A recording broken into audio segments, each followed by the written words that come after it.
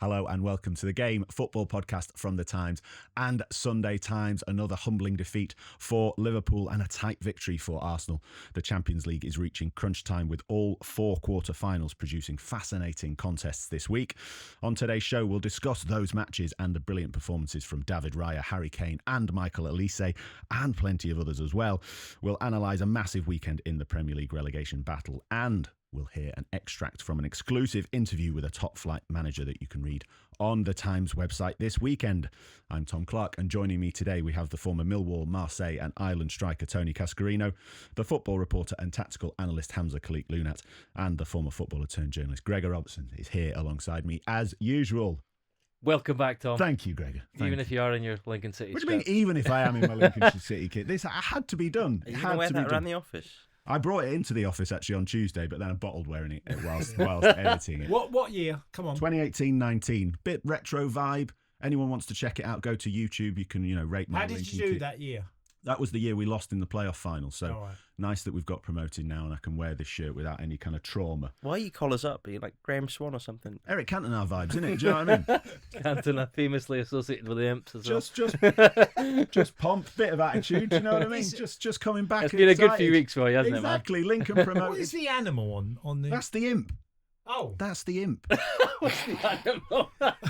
That is the Imp. I didn't know the Imp was an animal. No, it's a little Imp. That's what I can give you the full history if you like, Tony. We'll do that off air. But maybe we'll do that off air in the break because we have got loads to discuss. There's a big cathedral in Lincoln. Yeah, I know. I've been there. It's a beautiful cathedral. Anyway, we'll save this. I interviewed the big centre forward. Matt Reid, you did? Matt Reid. Oh, in the cathedral. Gregor, you need to rein me in here because we have already done an EFL extra show that was mostly about Lincoln City's promotion, and we need to get back to talk about the Champions League because there is loads and loads to discuss. So let's go to Paris and another tough night for Arne Slot and Liverpool. 2-0 defeat, but in truth, let's be honest, it probably could have been worse. We'll come to the tactical efforts of Slot in this second. Hamzah, I'll probably come to you on that one, but after the big defeat against City in the Cup and Virgil van Dijk's comments about players giving up, what did we make of this performance as a whole? Gregor, I'll come to you first. Chastening. Any hope whatsoever? Any bright sparks? Any bright sparks? There are not many, no. I mean, you even listened to Slot afterwards. He admitted they were ripped apart. That was a quote. Said they were in survival mode. And he's basically suggesting Liverpool's best hope is the Anfield aura, the history of Anfield, the Anfield roar, all of that kind of stuff. Good luck, because I don't think this PSG team give a damn where they're playing, where the stadium is, what country it's in. Give them a pitch and a ball, and they'll do what they do, and it is a joy to watch. We'll talk about Liverpool's tactics. Yes, they played a back three for the first time, I think, apart from a cup game this season. I'm not sure it would have made much difference how they set up because PSG just pull you around, drag you all over the place. They give you so many decisions, so many headaches, particularly for defenders. And good luck to them in the second leg. Tony, would you agree with Gregor's assessment there? Because, PSG, they are the holders. They are superb footballing side. So in some respects, 2-0 defeat going back to Anfield. Any chance, any hope? Well, it's a bit like on the sort of the myth of Anfield, isn't it? They go there Tuesday night, or whether it's Wednesday night, the fans will be incredible and somehow drag the ball in the back of the net. And I'm with Gregor is that the problem is you're playing against PSG who come to your own backyard and still play the same way. Yeah. You might as well be playing them in Paris again because they'll come after you. Last year when Liverpool won their 1-0, I said that they are well capable of going to Anfield and winning. Yeah. Because I've seen them so many times where I've come away and think, and there was times when Manchester United were that. You think wherever they played, Man City have done that. And Liverpool at the best, they'll just go to your backyard and they'll go, well, we're playing our way and you've got to stop us. And unfortunately, I felt with Slot last night, he didn't really know his formation. And our Hamzah's going to give us a lot more detail to that. He didn't really know the best formation to play, quite clearly. He didn't know who to play, quite clearly, because he got a number of them wrong. And Liverpool didn't win. If you took every position on the pitch, Liverpool didn't win not one individual battle for me. All over the pitch. Whether it was... The problem is there's actually often no individual battle. There's again, you can't even say that's him a fair against point. him. Yeah. There's so many rotations, and if you're a defender, central defender in particular, playing against PSG, it's a nightmare. And this might sound, silly to say because you're not marking anyone. You think, oh, that's not a nightmare, but it gives you so many decisions and headaches to make. You're like, Dembele plays like a number 8 for half the night, and he's the centre forward, and then you've got Hakimi, who's the right back, making runs like a centre forward and behind them. And even if you think about the goal, Kvaratskhelia goal, like there's no one in the centre of the pitch, no PSG player, and you think, well, why is Van Dijk not covering Konate, who's been dragged out? Right, I think it was to Mark Mendes, and he's scared. He knows that Dembele's just hovering in a pocket of space on his left-hand shoulder, and then that little channel's opened up, and the ball's fed through for Kvaratskhelia run, and that's what they do all the time. They just drag the defenders apart, create those channels in those spaces, and someone makes a run in between them, and it's like, it's dizzying. Perfect. I just said a couple of things on that is that physically they look way superior as well. Now, I totally get what Gregor's saying about how they drag you all over the pitch. Fitness or pace. You think of McAllister, for an example. He got overrun every time. Someone, whether it was Neves, Vitinha, were always going past him. Someone was doing that. If you think of Konate, how many times they got in behind him. I mean, he was lucky he didn't not only give one penalty away, could have given two. Yeah. But that was happening all over the pitch. And Frimpong's quick. And Kerkez is not bad pace-wise, but they look like they'd never played that role before, and they didn't know who to pick up. And that can be an issue for a player if you don't know who you really need to pick up, because this team will just keep moving in all different directions and offer a threat every time. Yeah. And it was. I mean, look, it's great to watch an extraordinary football team, but I came away thinking everything was wrong tonight. Yeah. And I can't see the answer at Anfield either. Well, you both touched on a couple of subjects that it's important to bring Hamzah in here, and Paul Joyce echoing a lot of this on the Times website now. But speaking about those tactics, Hamzah, firstly, and this can be a very quick no, if you like, anything you saw in terms of this back 3, back 5, wing back system that you thought this gives Arne Slot something to work with for the rest of the season? No. Simple, straight. Put it in the bin, never use it again. It won't be used, will it? No, I don't think so. So then my next follow-up would be, do you think it was a bit of a desperation from a manager under pressure trying to think of something different to be seen to be doing something? Or did you think there was merits in it in the first place? I.e., when you saw the starting lineup and you thought, this could work, what did you think of it before the action took place? I don't really like back fives, but as in, that's just a personal thing. Yeah. You can actually still be quite attacking with a back 3, back 5 system. It just depends on the players that you have in it and the intent that you play with. So it's not inherently defensive. But you do see it and go, oh, maybe he's trying to match up against PSG. You understand the logic behind it, even if you don't agree. So yeah, there was something there where you go, okay, he's trying to deal with the way that PSG structure themselves, principally with like a 3-2-5 with the ball. The issue was, excuse me, that intent, right? So we've just spoken about Liverpool's defending. You don't have to defend all the time in a 5 at the back. You can have the ball, right? And that way you don't defend as much. But if you've got 20-ish% possession, PSG can have the ball loads. They're going to work the ball around you. Their best players are going to be exposing your weakest defenders one-on-one a lot because they've got 80-ish% possession. And I think that is the starting point for Liverpool's issue in this game, that they were far too defensive in the way that they approached it. Their intent was not to play. And you look at how they pressed as well. So occasionally they try and jump up and press with a 5. So the wing-backs would join the forwards and they get played through again. And then, excuse me, PSG would cut through them and have a counter-attack. And then you'd have that situation which Tony mentioned about McAllister, who's meant to be covered by the other guys around him, then suddenly being in transition. And you're thinking, well, he's got no chance against Ousmane Dembele, or Khalique-Loonat is running at anyone, right? In transition, that's a really, really difficult situation to deal with. And I think it's really interesting as well, actually, because Arne Slot has spoken a lot this season and about how teams don't play football against them. A lot of teams sit back, they play long, they play for set pieces, and in some ways it's quite nice and refreshing that a manager is so open about this, right? And they go, actually, it's really difficult to play football when teams don't want to play with us. But that does mean you essentially create a little noose for yourself, because you say, when a team plays football, we want to play football against them. If we have the opportunity to press, we will. If they try and play short passes, we'll try and go for them and go toe-to-toe, as I tried to do last season. And then you get played off the park like this. That reflects very poorly on you. But like I said, it feels a little bit unfair to criticise a manager for being so open about that sort of thing. Most managers will just deny stuff. Say, oh, no, this is what was happening. And they will just flatly reject those sort of discussions. So Slot has been a little bit unfortunate in that he's been so open and honest that now his own words are coming back to bite him, because they played longer last night as well into Ekitike, and Ekitike is not that great at holding the ball up. And when you look at the structure as well, you wonder if that structure is getting the best out of the attacking players, because Ekitike, I think we can all agree, is a very good player. Florian Wirtz is a good player. Szoboszlai is a good player. And it's not like we're just saying, oh, these are good players because we've been told they are. We have seen these players be good. We saw Wirtz play internationally for Germany, and we saw him play for Leverkusen. We saw Ekitike play for France. Szoboszlai has been very good in the Premier League, and so on. You can go through the whole squad. But that structure was not the right one to get Wirtz on the ball or get Ekitike playing in transition.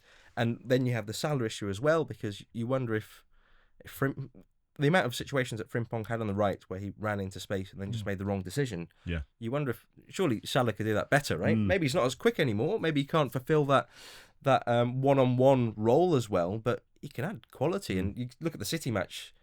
I mean, he missed chances, but he had chances. And last night, Liverpool had 3 shots not on target. Look, obviously, that's the thing. That's the basis for this decision. They've just been smashed by City. Before that, they lost to Brighton, drew against Spurs, who were lower than a snake's belly. Lost to Wolves before that. They're in an awful run, and their confidence is on the floor. As we said, Van Dijk just said we basically gave up in the game before. So you're going to the best team in Europe. You just put extra men behind the ball. That's it. He said we're in survival mode. This was the act of a coach who's in survival mode and a team that's in survival mode. The issue is, as I said, when you play against PSG, your central defenders don't have anyone to mark, and you put an extra one in. So you got 3 players who were like, a lot of the time, didn't know who they were asked to mark, and then when they were being dragged out so wide to mark someone, and it's often a fullback. They were marking the opposite team's fullback. And then they just created loads of channels for people to exploit. Even Van Dijk, he looked a bit like he was doing the hokey cokey, didn't he? He was just kind of step out, pop back in. Even the penalty, the penalty that was overturned by VAR. Yeah.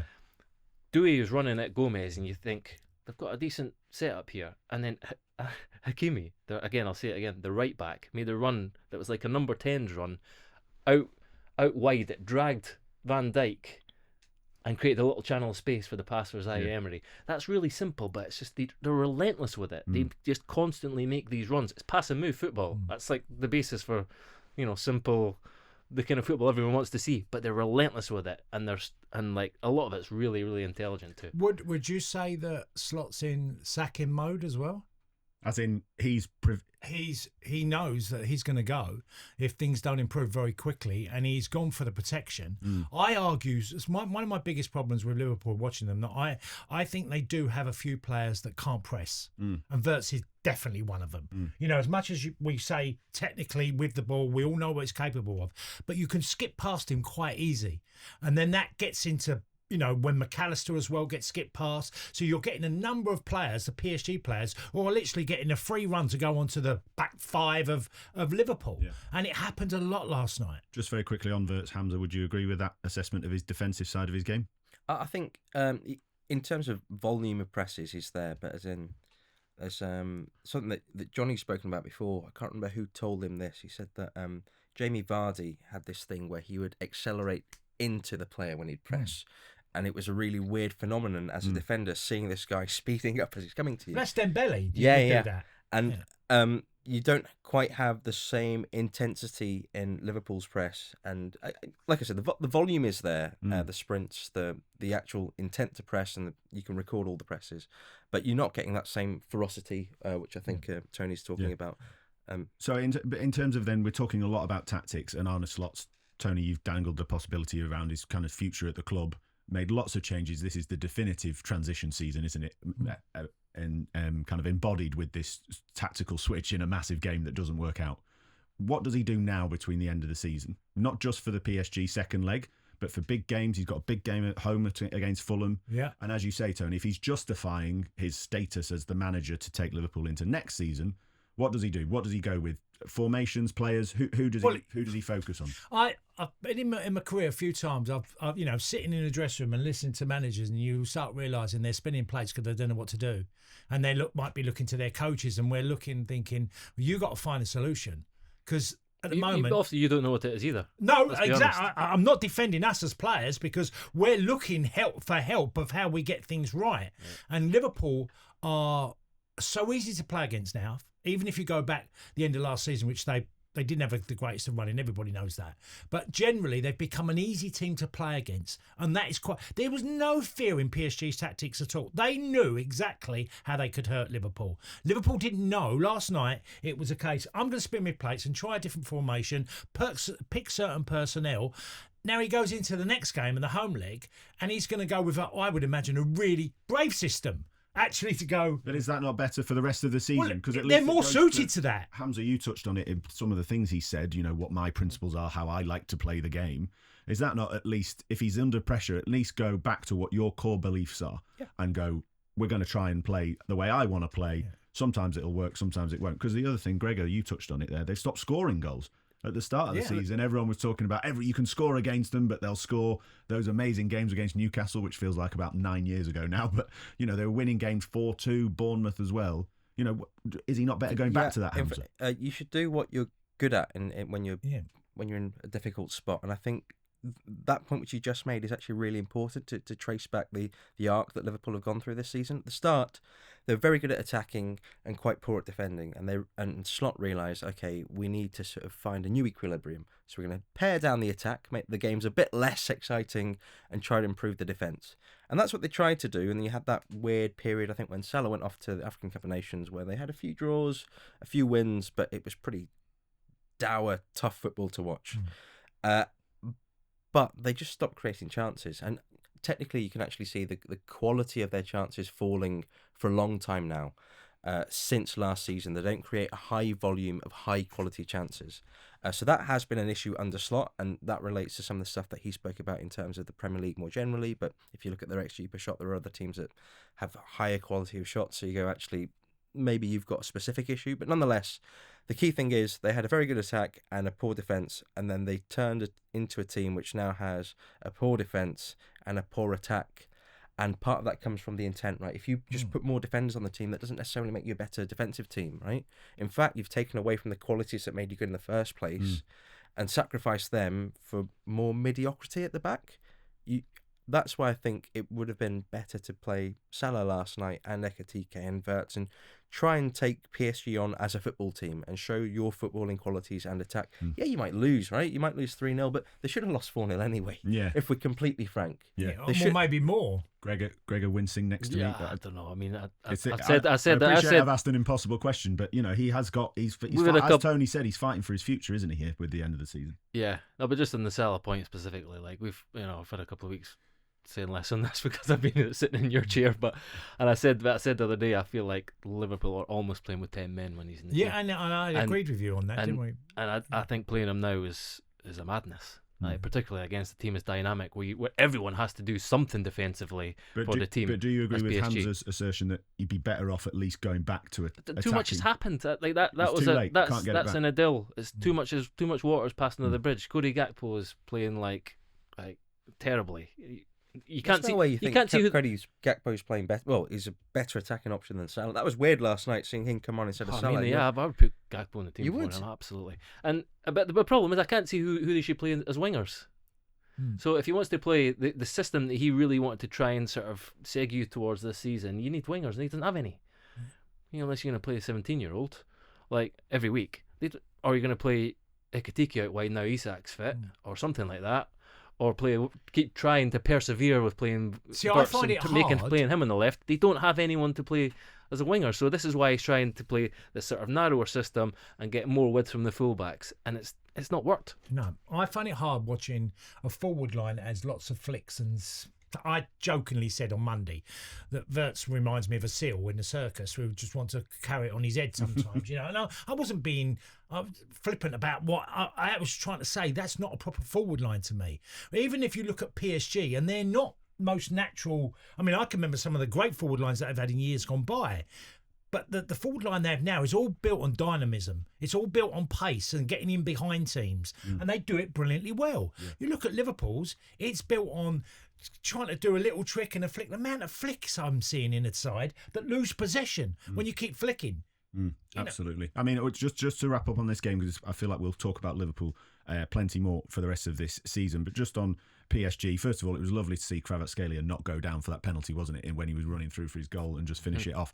But I've said it on this podcast before, earlier in the league stage, that I thought they were in first gear. I still think they're only in about third gear now. They look like they're kind of waltzing around the pitch. We're going to come into some of the other quarterfinals in a second, but PSG favourites for everyone at the moment as we stand?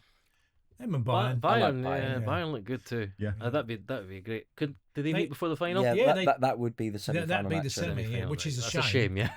Well, let's bring in Bayern Munich now. Then a win in Madrid against Real Madrid, and some star performances from Harry Kane and Michael Olise. Let's talk about Olise first. Gregor, I've dug out the piece that you wrote back in. Let's see when the date was on this one. December 2010. 2020. Sorry, the guy would be 8-year-old then. 2010 would be good. 2010. I knew he was great at 8. 2010 would have been very impressive indeed. Sorry, December 2020. Best scout in the world. But yes, Gregor Robertson said after Jude Bellingham and Eberechi Eze is Michael Olise the next championship star on the charge, predicting that the 18-year-old Reading attacking midfielder would make it to the Champions League. I'd say you didn't go far enough, Gregor. No, underplayed it. Yeah.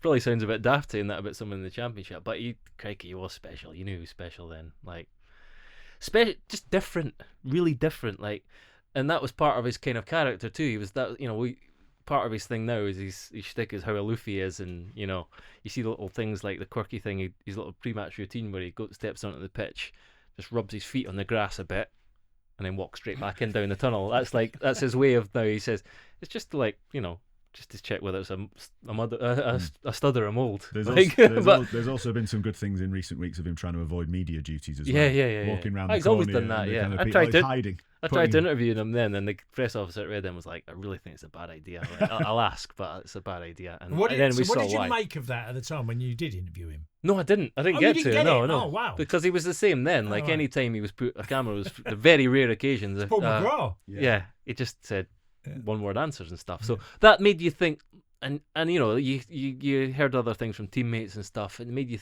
question, like, I don't know whether, like, his difference would how far he would go. I don't know. It's hard to explain.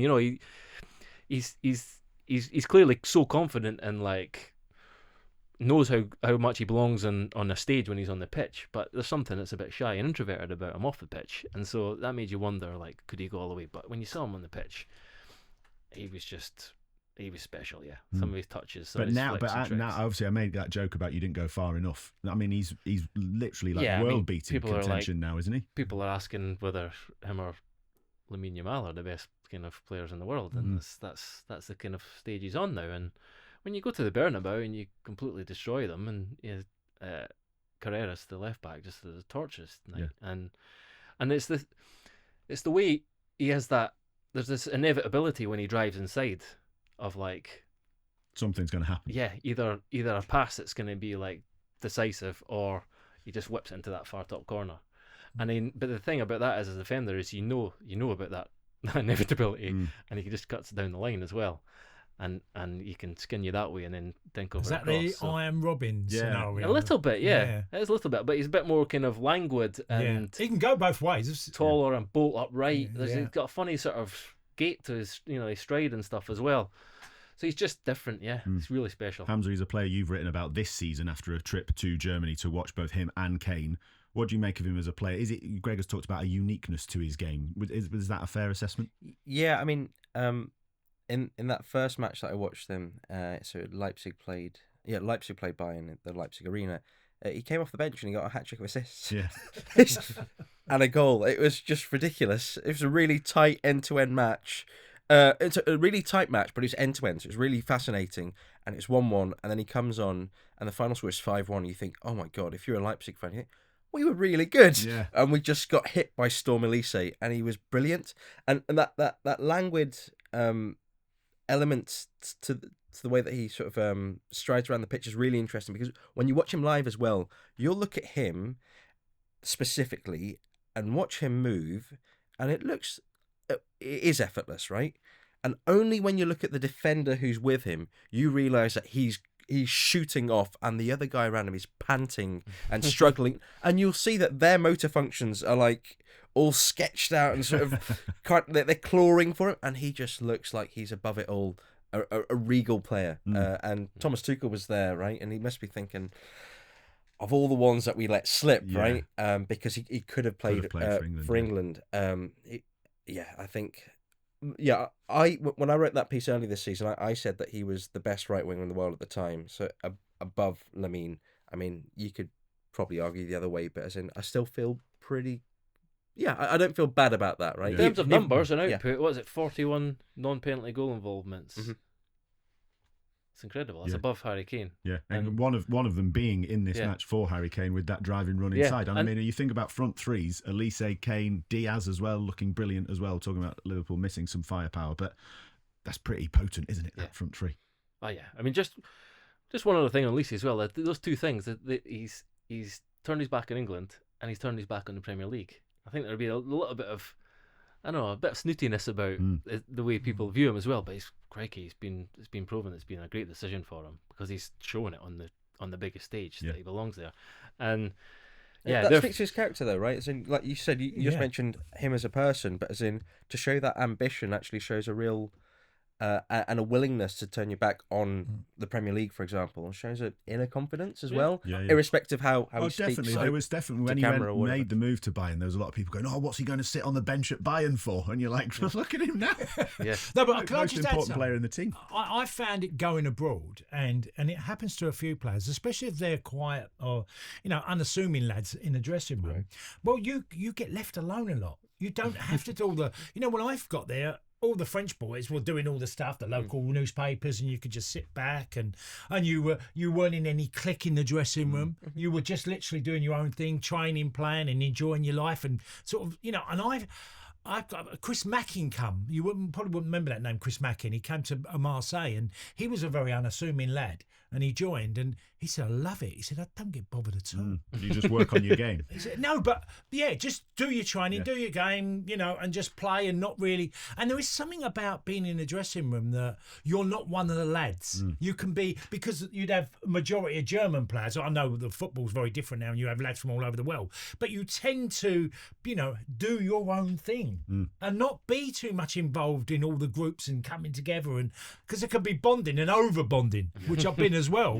I was at Chelsea, it was over bonding, I'm sure, which was like young lads, older lads, and everybody. Don't want to hear about that. Yeah, but back very briefly, just a quick word for Harry Kane as well. I feel like this happens on every kind of football piece of analysis, but what an unbelievable season he's having. I mean, in terms of his performances for Bayern, hopefully he can replicate them for England as well. Is there still this sense that Harry Kane is still not quite appreciated as much as he should be? Hamzah, again, he was a subject of another one of your pieces. Matthew Syed's written about him this week in the Times as well. I mean, he's there in the Bernabeu getting the praise and adulation from the Bayern travelling fans. I mean, is there a world in which Harry Kane is not just the best striker in the world, but one of the best players in the world as well? Yeah, definitely. When I went to Germany, I was actually quite struck about how the fans spoke about Kane. They were just like, "Yeah, he's our best striker ever." I was like, already? Like, really? Wow. Yeah, they're like, better than Lewandowski, he just does everything. And I was shocked at how frank they were about it. I mean, I believe it, right? But I didn't expect them to say it. And they were just like, "Yeah, he's just the best we've ever had. Can't believe we didn't get him earlier. What a shame." And then they believe that he's just the best. The way that he's playing is unbelievable. You can analyse any element of this game, and there's just flicks of genius to any part. Even the way that he just walks off the ball, you'll see him just in a similar way to the way Messi did this thing where he would just walk better than players would run. You'd see all these players sprinting around him, and he would walk into space, and it would be the most dangerous space, and he would receive the ball, and then he'd go. And I'm thinking, how the hell does he do that? And Kane is the same. He spreads the ball, he jogs off, he jogs, and then the ball comes back to him, and oh God, he's in the most dangerous position, and he gets a shot off and he scores. His goal was really nice, and I don't think he was at full fitness either, because he's just come back from a knock, which meant that he couldn't play for England. But I think he's Tony, what's your sort of striker's take? Well, I look. If you're talking about his personality as well, and you add into how loyal he is, because let's remember he stayed at Tottenham way longer than I'm sure every club in the world was chasing him at one particular time. But he's always kept a level head. His feet were always on the ground. He doesn't ever going to be on the front page of a newspaper. He's always going to be on the back pages for scoring. He might be on the front of his scores to go in the World Cup finals or England win it. I think he's been unlucky a couple of times where they've made finals England, and he's not. You can tell he's not quite right. Yeah. He's had a physical issue to deal with. You can see that in a couple of performances. But Harry Kane is up there with the very best. His record with England's extraordinary, club record, and I think he leads the line brilliantly. He sees a pass. He's great in the air. He's a deadly finisher. He's up there with Shearer and how deadly he can be when the ball just drops. He'll hit it the first time if he has to. And he's got that great difference between knowing when to take a touch and when not to. Yeah. And that's a skill. Absolutely. Very quickly, Company, the way that he manages his team is he lets the players take the decisions themselves. He's a really empowering manager. He wants to give them a structure, and he gives them a few rules. For example, one of the rules that he says is you can play wherever you want. As in, if you're in the forward line, go wherever you want. I have one rule that he says. You have to finish in the box. And that's it, right? But if you want to drop deep, you can go deep. If you want to go to left back, you can go to left back. If you want to go to right back, whatever. You can do all that stuff. And he and his assistant manager are big on this idea that tactics are essentially just... They don't like to think of them as pieces on the tactics board. It's more about players making decisions in moments and trusting them and empowering them to make the right decisions or the best decisions. It's a school of thought that's appreciated by a few other managers as well. Thomas Tuchel thinks about tactics in the same way, about having a structure and then letting the individual sort of character of the player essentially play out on the field, and that being how you change a game. And I think the way that Company manages these players is really interesting. He lets them. He says, "You're really good. I trust that you're really good. Go out and show it and make those decisions and play."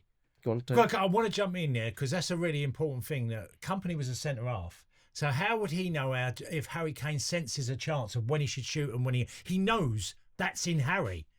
So he's allowing him to be Harry, because what he's doing is, I'm a centre half. I don't know how you do what you do, but I know you can do it. So you have to make the decision. Yeah, really empowering. He said the same. He said the exact same thing to me because I asked him, "How does he find space?" And he said, "I don't know, but it's just like as a defender when you know where to be in the right place." He's like, "I don't know exactly how it works in Harry's head, but it's an instinct, and I understand that defender's instinct, and you've just got to let him do it." Absolutely brilliant. Really great insights into Vincent Kompany's tactical mind there as well. And we should praise him as well for his clobber on the touchline, Gregor. We're having that green jacket, aren't we? Absolutely. Well, it's Masters Week. Big. It was more Manchester Mad for It vibes, I think, Tony, that jacket. He turned up in a suit, so he turned up in a suit, then he got changed out of the suit. Oh, I love that even more. I love that even more. Just a quick word on one of the other quarterfinals and a striker as well. Julian Alvarez scoring a brilliant free kick in Atletico Madrid's 2-0 win in Barcelona. Barca obviously down to 10 men for half of this match. Hamzah, I just wanted to quickly ask, and for all of us as well, it was a brilliant free kick from Alvarez, and it made me wonder whether, is that the next iteration of the set-piece obsession? We've had throw-ins, we've had corners, we've had crosses into the box. Are we now going to get every player being drilled on curling one into the top corner from 25 yards, or is it too much of a risk option? We'd love that, but I don't think that's the case. I think when you just look Would you love that? I don't think you would. I would. No, yeah. I hate set pieces. I write about them all the time. People don't get this. I hate set pieces. I like open play football. Yeah. But you don't mind a free kick being curled into the top corner? If it's like a delicious, amazing free kick, yeah, of course, that's fantastic. But I think from an analytics perspective, what you're going to look at is you're going to take the shot location. You go, okay, what's the odds of you scoring from there? And then what are the odds if, for example, we cross the ball and the likelihood of getting a shot on goal or getting a flick on or a secondary shot or another shot from the third phase. And then you look at that sum and then you look at the other sum, the second sum being just the likelihood of scoring from that first shot. And say which one's greater, and usually it's the first one. That's the beauty of football, eh? Damn it! I really hoped. I really thought I was going to get a positive answer to that one, but never mind. Well, you can just enjoy watching Julian Alvarez's brilliant free kick. With loads more still to come, I'm going to talk about Arsenal against Sporting Lisbon, of course. But it's time for a quick break, and it's time for a question from Bill Edgar's weekly quiz that you can do on the Times website. This one, I'm not going to lie, lads, is pretty tricky. Arsenal have not faced a penalty in their past 43 home league games and have not conceded one in 65 home league matches. The same opposing player was the last player to succeed and the last to fail, converting a spot kick on Boxing Day 2022, but having one saved in December 2023. I told you it was tough. Who is he? Find out after the break. Welcome back to the Game Football Podcast from the Times and Sunday Times. I'm Tom Clarke, and I've got Tony Cascarino, Hamzah, Khalique-Loonat and Gregor Robertson with me. And I did say it was a tough quiz question. They were all stumped. Tony Cascarino just about, technically, I'd say, said the correct answer, which was Said Benrahma. Missed and scored 2 penalties against Arsenal. Gregor Robertson absolutely fuming. The competitive side in him always comes out when it comes to quiz time. Now, let's just get a little bit of an exclusive for you on the Game podcast. Alison Rudd, our colleague who always appears on Monday shows, has done an exclusive interview with Brighton manager Fabian Hürzeler. You can read it on the Times website, probably by the time you're listening to this show. But here's a little clip of something he had to say about one of his favourite players. Do you think Danny Welbeck should be at the World Cup? I think there's another great German coach who will make the right decision. But in the end, what I can say regarding Danny is, besides being a great goal scorer, is like his attitude is unbelievable. His skill, and it's a skill for me, of bringing people together is incredible. He's like, I call him the social leader. What I mean with this is, he's a great connector between the different ages, between the different cultures, and therefore you can't replace him, because for every team, no matter if it's for England, for Brighton, you always need these kind of players who connect people, who need to make sure the right dynamic is in the team, who need to make sure, like, let's say it's like a game after the quarterfinals, and there are some frustrated players because they're not involved, and then the next day there's training for these players who didn't play. I'm 100% sure that he will go 100%. So he makes sure that everyone is there, everyone is ready. He makes sure beside the pitch that no one is there to make a bad environment and to make like a bad mood. And I think that's something you need to have in every team in the world. Tony Hürzeler talking there about Danny Welbeck, much loved on this podcast and I think in all of football, but it's interesting to hear one of his managers talk about something that so many people often associate with him, which is good vibes, being a nice guy, and how important that is. Do you think that does play a part in maybe England's selection? You know, we've had it before where Gareth Southgate has picked certain players to be part of leadership groups and things. You've been to major tournaments. Having that kind of player in the group, before we get onto his kind of ability on the pitch, having a player in the group that will lift everyone, keep the vibes high, is that important? Yeah, I think we had that with Republic of Ireland. We had was that you? Well, may have been. But it was people like Johnny Byrne and David Kelly. I can remember playing in and always willing the lads on. By the way, it weren't a case of them, you know, a hype man. You know, even if you're sat on the bench, you're saying to people, "Go on, I'm here for you."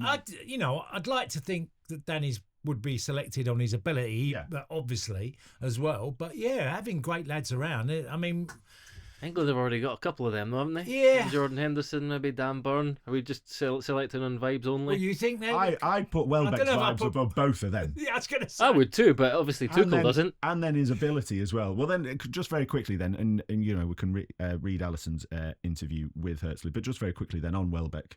It's obviously been discussed. We've just had an international break, but would you take him, Tony?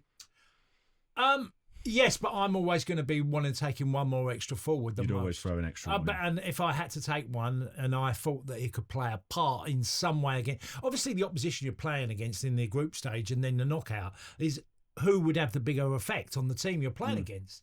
And Danny's proved at 34 that he's still flying and looks probably as good as any of them of holding the ball up, and he's an aerial threat as well. Yeah. He gets a number of headers over his career. So Hamzah?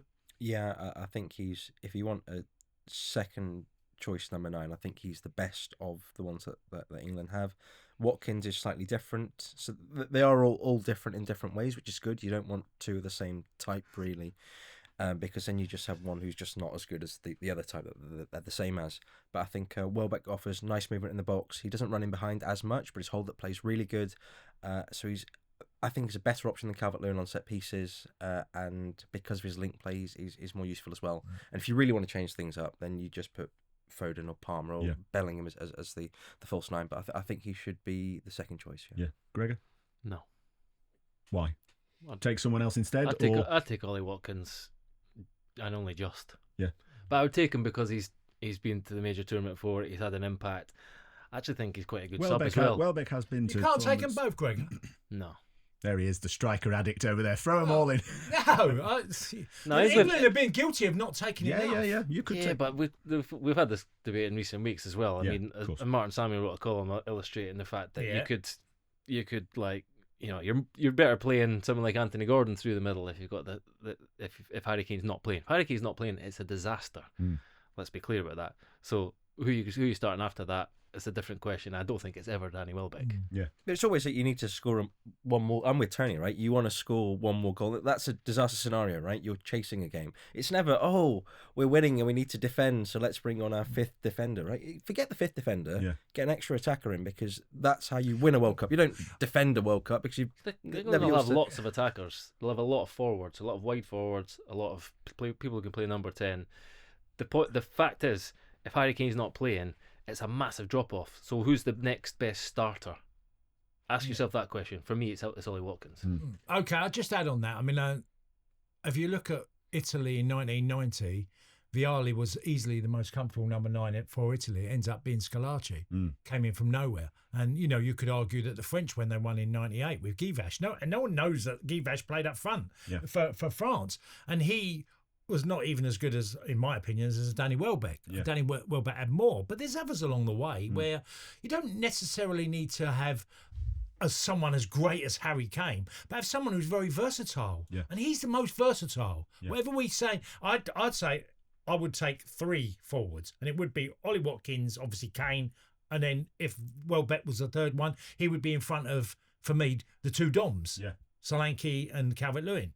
Really interesting. Well, if you can read Fabian Hertzler's, he's got plenty more to say, not just on Danny Welbeck. You can read that on the Times website, that exclusive interview with Alison Rudd. And if you've got views on which strikers England should take to the World Cup, get in touch with me, tom.clarke@thetimes.co.uk. Speaking of the World Cup, we are doing a live show, a live game podcast in London on May 26. Martin Samuel will be there. Johnny Northcroft will be there. Unfortunately, I'll be there as well. But you can get tickets at thetimes.com/events. Go and check out that address now and secure your tickets and come and listen to us waffle on about football for a little bit. Now, back to the Champions League. We've got a final game to discuss, and it's Arsenal's 1-0 win against Sporting Lisbon. In some ways, the perfect smash and grab. In other ways, way Arsenal season's going, still people managing to find ways to criticise them. But actually, I mean, I'm coming at this one going, Champions League quarter-final first leg, away from home, clean sheet, late winner, absolute perfection. Tony? Yeah, and I mean, it was just perfection. So perfection is an it's a very interesting convincing, choice of words for that game. Well, I mean, I chose to watch the game. In terms of the outcome, perfection. In terms of the outcome. Of course. You don't want to talk to me now. I'm just going back at him because he's, you know. You've asked me a question. I've only been back half an hour. I was gutted that I ignored the other game on, right? Me I too, thought, Tom. I'm going to watch Arsenal because I know I'll be talking about it on Thursday, and it was quite painful in the eye, which we can know. But one thing that, you look at Raya in goal and the save he makes early on in the game. It's so vital because the way they lost the League Cup final and the way they lost to Southampton, you got a goalkeeper that is clearly fundamental in Arsenal's chances of winning anything. Not only the league, but if they go even further in the Champions League, he's producing world-class saves so often for Arsenal. And that's the masterstroke behind, because we might talk about Rice and we might talk about whoever's player of the season, but he could easily be, by the end of the season, I think Semenya's been as good as anybody. Yeah. But if I was to say one player that's totally stood out for me, I think he's made one mistake all season. Which was the For a Wolves keeper. game where he comes and misses. Hamzah just doesn't quite get it. But I thought he was outstanding. And look, whatever we think, that's a great result. You know, it just is, because they were dangerous. Yeah. You could see that they offensively were really, you know, quite a direct team at times. Gregor, on that topic of Arsenal's most important player, it's just one that we've come back to many times. You've extolled the virtues, obviously, of Gabriel, and he is obviously a huge part of this team. But do you think Tony makes the case that as the season heads towards crunch time, we might start seeing that David Raya is actually their most important player? Well, yeah, and particularly when you talk about like who the backup is, and we've just seen the evidence of that in their last 2 games. So, he's been huge for them, and he made some great saves in this game, and he has done throughout the season. He's got great reflexes, like so like lithe and agile, and he was signed like with a big focus on, you know, him being so good with the ball at his feet.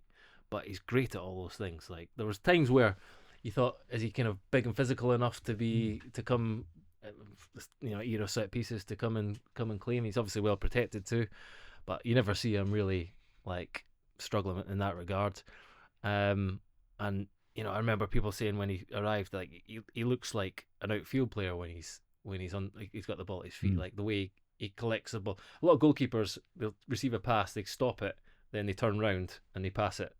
He like does it in one movement, like an outfield player does. So like a midfielder at the base of a... Yeah. So he's got that, and he's contributing like hugely, like match winning saves. Well, he's been massive for them. Gary Jacob posed a question after going to this game in a piece on the Times website that maybe Raya is the best in the world, one of the best. I mean, it's always hard. We did it with Olise in the first half of the show, and obviously you have to mention players like Yamal as well. So it doesn't have to be he is the absolute best, but he's very much up there. Manuel Neuer at 40 put in a brilliant performance for Bayern Munich as well, didn't he? Where do we see the kind of goalkeeper conversation in terms of some of the best in the world, Hamzah? I put him up there with some of the best. So him, Courtois, Neuer, Alisson. They actually all have this this thing, and you only sort of notice it if you support the team, I guess. When a player is put through against that goalkeeper, most supporters will feel an anxiety. Oh no, an opposition striker is through on goal. Our goalkeeper has to make a save. But when watching Alisson at his best, or actually when I watched Neuer a few months ago, right, you just have this sense of, you lean back, you relax. Why? It's because it's Neuer, it's Alisson, it's Courtois. And they, in those moments, just make saves that they have no right to, and other keepers wouldn't. And it gives you a confidence and that relaxing element that doesn't compare. It's like when you're like Kane through on goal. It's the exact reverse of that, just with a goalkeeper. And Raya at the moment, I mean, that save that he made down to his left late on, again, so agile, so live, so quick to spring off his feet and then get down. I think he's brilliant at the moment. And like Gregor said, the claiming ability that he has, I think, is probably the best in the league. The way that he kills all crosses into the box, takes his thing out of them. His distribution's very good. His close range shot stopping is really good. Long range, I think, is maybe the one weakness, and even then, it's not a significant weakness. Right. It's a small weakness. See, goalkeepers are scrutinised more than any other position. And if you go back to looking at Courtois when Real Madrid won the Champions League, of how brilliant he was, you're going to have to go back last year with Donnarumma at PSG. Amazing. He was the reason why they won it. Yeah. As good as what they were in the final. If you go back to previous games, Donnarumma made massive saves for Liverpool PSG. Game. Yeah, exact. So, you know, and is Raya going to do that for Arsenal this year, to have an extraordinary tournament and ends up enabling them to win it? Yeah. Because there's a lot of evidence on goalkeepers, and Neuer is a great goalkeeper. And Alisson, I think Ederson you could probably put in there as well. The thing is, they're all coming to a certain age, or are at a certain age. Neuer, Alisson, you know, they're Courtois as well. Yeah, although Courtois has actually had some big games in this tournament already so far. So like, you're still seeing how great he is. I think he's been the best for a few years now, Courtois. But he is there were signs he's had an injury. There were signs he's starting to wane. And Raya is someone who's like in the reckoning to be his replacement as number one in the world, really. Yeah. In terms of Arsenal then, and I'm going to talk about another player in a minute in Kai Havertz, but Tony, you've kind of posed the question there about Raya taking them all the way. We talked about Bayern and PSG. Are Arsenal now, we're looking at these quarterfinals and some of these performances and thinking they are still in that bracket in that category of contenders to win it, or are they a notch down because of recent games and performances? Where do we see them, do we think? Yeah, a bit of a notch down. I mean, Yeah, I obviously would when as they well. won the whole group stage, flawless basically, and everything was rosy in the Premier League. It's like things change. This football it changes quickly. PSG after winter seemed to sort of blossom, and they've done it again this year.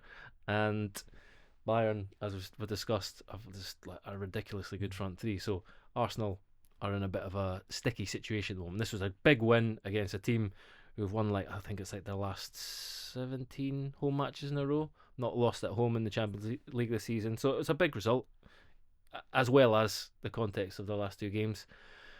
But it still wasn't a convincing performance. But with the way the draw has panned out, as we mentioned in the first half of the show, they're not facing Bayern or PSG until a potential final. Would we still see them as favourites to get to a final, do we think? Yeah, I mean, you're going to have one of the greatest celebrations of football you've ever seen with PSG Bayern Munich, and then one of the worst ever between Atletico Madrid and Arsenal. Who doesn't want the ball most? I don't want to watch that match. I honestly might send Hamzah to that game now, just because having the power to do the match list. Hamzah's going to that second leg. Go on. Have you looked at the front threes of the other teams involved? You'd probably say Arsenal have the worst three. Would you say? I think that's fair, actually. Yeah, not the worst out of all of them, but if you think of Bayern and PSG, the least good. Sorry, yeah, the least worst. good. Yeah, they definitely have an advantage in that area. Because we only talked about Julian Alvarez's free kick, but he's been brilliant this season as well, and he is a star. I watched him against Spurs. I was at that game, and seeing him up close, he's really intelligent in his movement and stuff too. He drops deep to get on the ball and gives defenders difficult decisions. I would think there's still a bit left in Barcelona, more than, even though they have to go away. I still think Barcelona are a sort of side, if they got it right in the night, could still knock Atletico out. They nearly did in the cup recently, yeah. I wouldn't 4-1 in the first game or something. Wasn't it 3-0 and then? It's 4-0, I think, in the first leg. Yeah, 4-0 up for Atletico, and they won 3, didn't they? Yeah, in the second leg, yeah. So just coming back to finish with Arsenal, and you mentioned their forward line there, Tony. Kai Havertz with an excellent goal off the bench as well. We're talking about this game, but Martinelli, brilliant driving run, lovely pass, lovely finish. Kai Havertz, started the season, everyone talking about Gyökeres being the signing, the final jigsaw piece, etc. And we're ending it going, actually, they need Kai Havertz in this team if they're really going to function and work well. Hamzah, this is something you'd actually talked about back when Gyökeres was signed. Kai Havertz is going to be pretty important to Arsenal finishing this season strongly, isn't he? Well, I was going to say, all his career he's been that. When he's not there, he's needed, and when he's there, he's not needed so much, and then suddenly reappears again. Yeah, he is like. So is that underappreciation then, or just a lack of understanding of his game? Well, if you'd have taken before this game this week, Arsenal fans would have a frustration of he's not quite good enough. Chelsea fans had that years ago where they couldn't quite work out if he was really vital to them or he wasn't quite as good. And it's been that. And then he won the Champions League for them as well, didn't he? But there was also this idea as well when he was playing centre forward for Arsenal, it illuminated the fact that they didn't have a centre forward, and he's not really a centre, an archetypal centre forward. We've just spent 15 minutes or whatever extolling the beauty of PSG, who play with Dembele. Is Dembele really a centre forward? No. Does he play centre forward? Yeah. Even if he is one? No. If the team functions better with him in it, and that sort of fluidity in the rotations, then Arsenal are a better team for it as well. Just answering your own question there, you think they do? I think they're at their best with Havertz in the team. I think they were a lot better last season. They were a lot better last season with him in the team in terms of a fluid attack and a functional attack. And actually, I think they're a better team with Gyökeres not in it. They're, in my view, 100% a better team with Havertz in. That doesn't necessarily make them a really good attack, because I think the attacking impetus, as we've covered before and we've written about, comes from the manager. So when you compare Luis Enrique to Arteta, they're very, very different in the way that they conceptualise football and they think about playing with the ball. Mikel thinks a lot more about set pieces. Luis Enrique likes to attack and open play. He likes to open teams up. He wants to use the wide areas to get back into the centre. Mikel much prefers going up the wide areas and then crossing into the box and having cutbacks. So those things are more about the intent and the approach of the manager. And I think that's why, as an attacking unit, PSG are much better than Arsenal. That's not to say Arsenal can't be a really fluid, fun, entertaining attacking unit. It's just that they don't play like that because the manager believes having that better balance, in his view, between attack and defence, and having he believes essentially by having an okay attack but an amazing defence, the difference between the two is greater than if you have an amazing attack and an okay defence. We haven't even mentioned Bayern's attack, have we? No, Which we is haven't. what we've waxed lyrical earlier. Yeah. You know, Bayern's attack is very traditional I know Kane will drop off, but it's a very offensive front three. Yeah, it's a proper front three in the traditional sense of 5 or 10 years ago, isn't it? We can fight on Arsenal, though. One other thing is it's a big end of the season for Odegaard, too, I think, because Rumblings. it's been a really sort of stop-start season for him. Yeah. Not really having the same impact on the team. There's not really always been the relationship with him and Saka in the team at the same time as well. Like if you put Saka back in that front line and Havertz up front, and you've got Odegaard playing well, then Arsenal are a different team. Like there's still hope. Yeah, lots of hope. And in terms of Odegaard playing well, then you think has he not been playing well, or he needs to step up and show he's the leader for Arsenal in the way that Rice has, in the way that Gabriel It's has. hard to say, Tom, Raya... when you miss so much football, and he has missed a lot, hasn't he? Even going back to last season, he had a big chunk of the season out injured. Yeah, so he's not quite recovered. He's not been as impactful. Definitely. I think it's difficult in that system, and some people might say, "Well, Max Damon plays really well," but Max Damon's really, really good, right? But I think we've seen a lot of good players. Eze is another example, right, of a really good attacking player in that system. Like I said, because it's not that much of an attacking open play system, it's harder for a player like Eze or Odegaard to really shine as they would in another system. Yeah, well, we'll see whether it's Havertz or Odegaard can get some minutes in a big game for Arsenal against Bournemouth on Saturday. Just looking at the return of the Premier League fixtures this weekend, there's loads of absolutely massive games, starting with West Ham against Wolves on Friday night. Then you've also got Liverpool against Fulham, as well as another game on Saturday. Then some absolutely huge games on Sunday. Chelsea against Manchester City. Under pressure, Newcastle and Eddie Howe are going to Crystal Palace. You've got Sunderland against Tottenham. What's the biggest game of the weekend, guys? What do we think? I mean, West Ham winning puts Tottenham in the bottom three. So then I think it's the Tottenham game. West Ham might not win, but just seeing what De Zerbi is going to make of this. West Ham. I think that's the most intriguing, with De Zerbi coming in and seeing, we all go spring in the step of a new manager and, adopt slightly different attitude. But it is, because Tottenham have been so bad. Yeah. For so long. I guess it also depends on kind of what version of Sunderland turn up, doesn't it, Gregor? In that they've been brilliant at the Stadium and Light for so long, but they have tailed off slightly, got that big win, obviously, in the derby against Newcastle a couple of weeks ago, which kind of rejuvenated their season. So it depends what Sunderland team turn up against this Tottenham side. I mean, West Ham Wolves really just set off the weekend, doesn't it, in terms of, as you said, Gregor, talking points. If West Ham can win, all eyes on Tottenham and all the relegation threatened teams, down the bottom. In terms of Chelsea Man City, that's another massive game, quite quietly, isn't it? I'm not mentioning because of the relegation battle and things. Do we see Chelsea taking any points off City? Or City? Well, they're capable. Yeah. They're definitely capable. Unfortunately, I'm repeating myself so often, is how I see Chelsea. And they're not a team of 60-plus minutes. They've got moments in their game. I come away thinking they're a really good side. And then in a 20-minute period, it can literally go. Yeah. I mean, Reece James, is he back fit yet? Still quite a way off. Yeah. Hamzah? I think the interest in that match depends on Arsenal-Bournemouth.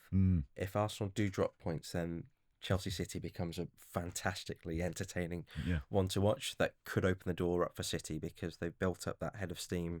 They were fantastic against Liverpool. They showed signs. They're really good in the League Cup final.